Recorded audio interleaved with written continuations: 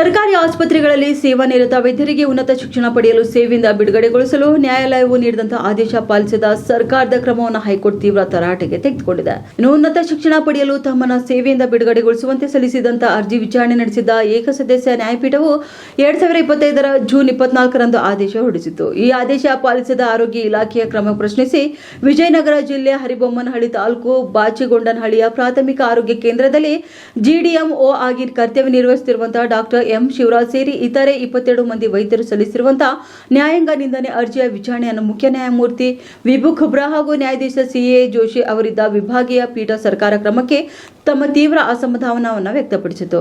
ಅಲ್ಲದೆ ನ್ಯಾಯಾಂಗ ನಿಂದನೆಯಡಿ ಆರೋಪ ನಿಗದಿಪಡಿಸಲು ಆರೋಗ್ಯ ಇಲಾಖೆಯ ಪ್ರಧಾನ ಕಾರ್ಯದರ್ಶಿ ಹಾಗೂ ಆಯುಕ್ತರು ಶುಕ್ರವಾರ ನ್ಯಾಯಾಲಯದ ಮುಂದೆ ಹಾಜರಾಗಲು ಆದೇಶ ಮಾಡಿದೆ. ಇನ್ನು ಸೇವೆಯಿಂದ ಬಿಡುಗಡೆಗೊಳಿಸುವಂತೆ ಏಕಸದಸ್ಯ ನ್ಯಾಯಪೀಠ ಆದೇಶ ನೀಡಿ 2 ತಿಂಗಳಾಗುತ್ತಾ ಬಂದಿದೆ. ಆದರೂ ಕೂಡ ಈ ಸಂಬಂಧಪಟ್ಟಂತೆ ಇಲಾಖೆ ಅದನ್ನು ಪಾಲನೆ ಮಾಡಿಲ್ಲ.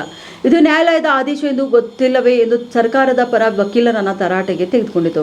ಇನ್ನು ನ್ಯಾಯಾಂಗ ನಿಂದನೆ ಅರ್ಜಿ ಸಲ್ಲಿಕೆಯಾದರೆ ಕೋರ್ಟ್ ಆದೇಶಕ್ಕೆ ತಡ ಸಿಕ್ಕಂತೆ ಎಂದು ಸರ್ಕಾರ ಭಾವಿಸುವಂತಿದೆ. 1 ತಿಂಗಳಲ್ಲಿ 300ಕ್ಕೂ ಅಧಿಕ ವಿವಿಧ ನ್ಯಾಯಾಂಗ ನಿಂದನೆ ಅರ್ಜಿಗಳನ್ನು ಗಮನಿಸಲಾಗಿದೆ.